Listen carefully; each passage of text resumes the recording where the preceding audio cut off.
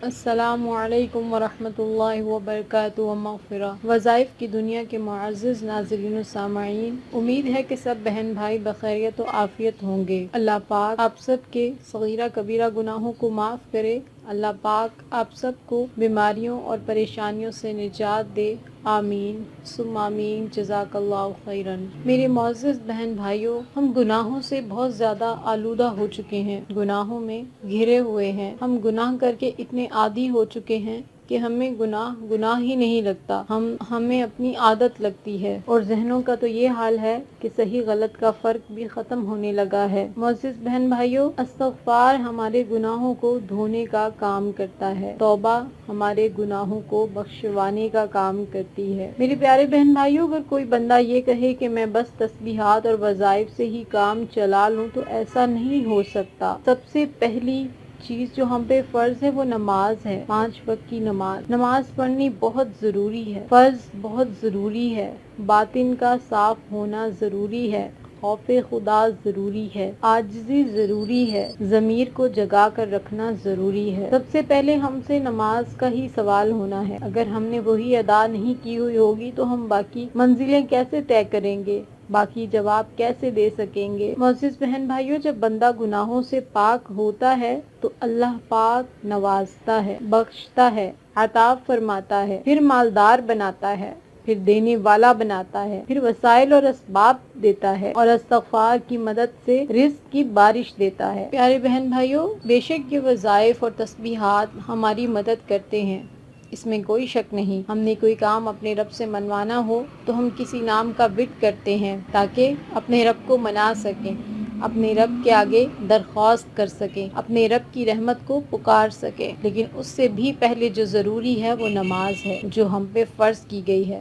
ہم پر حکمت کی کتاب قرآن پاک نازل کی گئی ہے، اس کو پڑھنا ضروری ہے، جو ہمارے طاق خانوں میں رکھے عرصے گزر گئے، دھول اس قدر جم چکی اور ہم نے اسے کھول کر دیکھنا گوارا ہی نہیں کیا۔ رحمت تو ہمارے گھر تھی، ہدایت تو ہمارے گھر تھی، ہم نے اسے بند کر کے رکھا، اونچی جگہ پر اونچا مرتبہ تو دے دیا لیکن کھول کر اس کی رحمت کو اپنے سینوں میں نہیں اتارا۔ پھر ایسا ہوا کہ شیطان نے ہمیں بھٹکایا اور ہم بہت آسانی سے بھٹکتے گئے۔ شیطان نے بے شک کہا تھا کہ یا اللہ، میں تیرے بندوں کو بھٹکاؤں گا، تو رب نے کہا تھا جو میرے بندے ہوں گے، جو میرے حکم پر چلیں گے، وہ تیرے بہکاوے میں ہرگز نہ آئیں گے۔ تو جب ہم نے حکم خداوندی کو ہی پس پشت ڈال دیا، فرض ادا کرنے چھوڑ دیے، اخلاق کے سبق کو بھول گئے، احکام خداوندی کو بھول گئے، تو ہم نے شیطان کے بہکاووں میں تو آنا ہی تھا۔ ایمان ہمارا اس قدر کمزور ہو گیا کہ ہمیں گناہ ہی نہیں لگتا، قدر عادت پڑ چکی ہے گناہ کی، گناہ رسم لگتا ہے،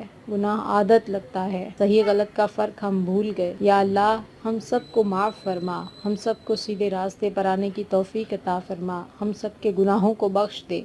ہم سب کو بے شک ایک دن تیری ہی طرف پلٹنا ہے، یہ دنیا تو فانی ہے، ختم ہو جانی ہے، کچھ دن کی زندگی ہے، یا رب ہم نے تیری ہی طرف پلٹنا ہے۔ ہمارے دلوں میں ایمان کی روشنی کو جگا دے، ہمارے دلوں پہ جو گناہوں کے دھبے لگ لگ کر اس قدر پختہ ہو چکے ہیں کہ ہمیں نیکی کرنا یاد ہی نہیں رہتا، ہمیں نیکی کرنے کا ہمارا دل ہی نہیں کرتا، یا رب ہمارے دلوں کو گناہوں سے پاک کر دے۔ آج میں آپ کے لیے ایک ایسا چھوٹا سا عمل لے کے آئی ہوں جس کو آپ اپنی زندگیوں میں شامل کر لیں۔ اگر آپ اسے اپنی زندگیوں میں شامل کر لیتے ہیں تو اللہ پاک بے شک بہت رحم کرنے والا ہے، کرم کرنے والا ہے، بخشنے والا ہے، معاف کرنے والا ہے۔ وہ رب ہمیں معاف کرنے والا ہے۔ ہم استغفار کی کثرت کریں گے تو اللہ پاک ہمارے دلوں سے گناہوں کی گرد کو ہٹا دے گا، انشاءاللہ عز و جل ہمارے دلوں میں ایمان کی روشنی کو جگا دے گا، ہمارے ایمان کو مضبوط بنا دے گا، ہمیں صحیح غلط کا فرق کرنا آئے گا۔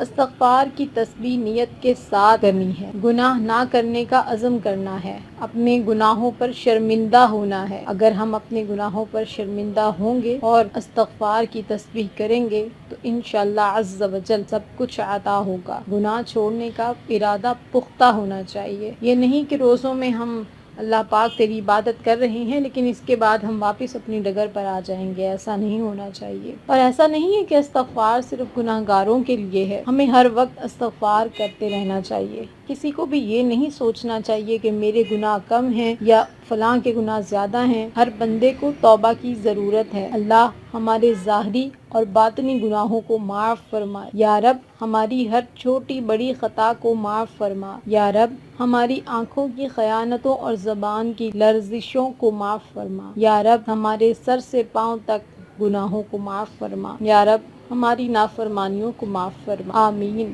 ثم آمین۔ آپ نے اس عمل کو اپنی زندگی کا حصہ بنا لینا ہے۔ بہت ہی آسان کام ہے۔ آپ نے ایک تسبیح صبح اور ایک تسبیح شام اول آخر ایک بار درود پاک کے ساتھ استغفر اللہ کی پڑھنی ہے۔ اب اس میں بہت سے سوال ذہن میں آ جاتے ہیں۔ استغفر اللہ پڑھنا ہے یا استغفر اللہ الذی لا الہ الا هو الحی القیوم پڑھنا ہے یا استغفر اللہ ربی من کل ذنب واتوب الیہ پڑھنا ہے؟ میرے معزز بہن بھائیوں، یہ تینوں استغفر اللہ ہی ہیں، استغفار ہی ہے، خدا سے بخشش کی طلب ہی ہے، خدا سے گناہوں کی معافی ہے۔ جسے جتنا وقت ملتا ہے، جس کے لیے جو آسان ہے وہ پڑھ لے، لیکن پڑھے ضرور۔ صبح شام بس ایک تسبیح کر لیں، جس نماز کے ساتھ آپ کو آسانی ہو اس نماز کے ساتھ پڑھ لیں۔ نماز کے بعد اگر آپ کو وقت نہیں ملتا تو آپ اپنے کام سے فارغ ہو کر پڑھ لیں۔ اگر آپ کو بیٹھ کر تسبیح کرنے کا بھی وقت نہیں ملتا، کیونکہ ہم دنیا کے کاموں میں اتنے مصروف ہو چکے ہیں، تو آپ ہر وقت اپنی زبان پر یہ ورد جاری رکھیں، استغفر اللہ استغفر اللہ استغفر اللہ استغفر اللہ۔ زبان گناہوں سے بھی پاک رہے گی، چغلیوں سے بھی پاک رہے گی، غیبتوں سے بھی پاک رہے گی، اور ذکر خدا بھی اور گناہوں کی معافی بھی طلب ہوتی رہے گی۔ بس آپ اس عمل کو اپنی زندگی کا حصہ بنا لیں۔ آپ خود دیکھیں گے پریشانیاں، بیماریاں، رکاوٹیں کیسے آپ سے آہستہ آہستہ دور ہوتی جاتی ہیں، کیسے برکتیں آہستہ آہستہ آپ کے پاس آتی جائیں گی اور زندگیاں بہار بن جائیں گی۔ بے شک صراط مستقیم پر چلنے سے ہماری زندگیوں میں بہار آتی ہے۔ اللہ پاک ہم سب کو استغفار پڑھنے کی توفیق عطا فرمائے، ہم سب کو اپنے گناہوں پر نادم ہونے کی توفیق عطا فرمائے، ہم سب کو بیماریوں سے نجات دے، بے اولادوں کو نیک صالح اولاد عطا فرمائے، 5 وقت کا نمازی بنائے، روزے رکھنے کی توفیق عطا فرمائے، قرآن پاک کی تلاوت کرنے اور اسے سمجھنے کی توفیق عطا فرمائے۔ یا اللہ پاک ہم سب کا خاتمہ ایمان پر کرنا۔ آمین ثم آمین۔ جزاک اللہ خیرا۔